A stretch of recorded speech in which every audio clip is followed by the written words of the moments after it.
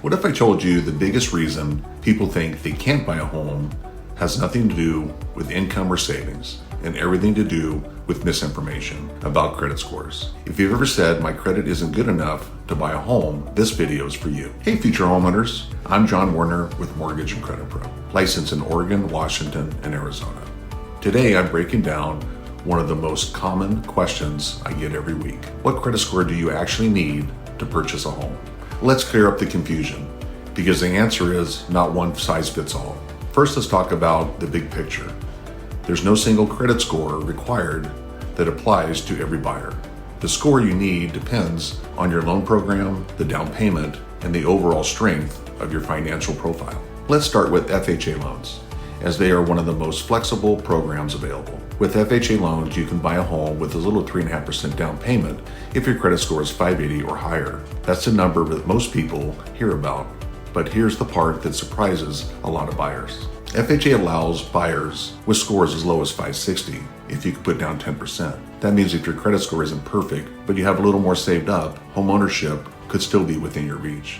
And yes, FHA allows buyers with no traditional credit score. This is called non-traditional credit. Instead of a score, lenders can use such items as rental history, utility bills, phone bills, or insurance payments to demonstrate a pattern of on-time payments. It takes a little more documentation, but it's absolutely possible. Now let's talk about conventional loans. Conventional loans typically require higher credit scores, but they come with benefits. Most conventional programs start around a 620 score, and the higher your score is, the better your terms usually are. With the conventional loans, your credit score impacts your interest rate and your mortgage insurance. Buyers with stronger credit often pay less each month, and unlike FHA conventional loans, mortgage insurance can be removed once you build enough equity in the home. Here's something important to understand. Credit scores alone does not decide whether you're approved. Lenders look at the full picture. That includes your income, job history, debt, and overall money management. I've worked with buyers who had lower credit scores, but very high income and savings, and they were approved.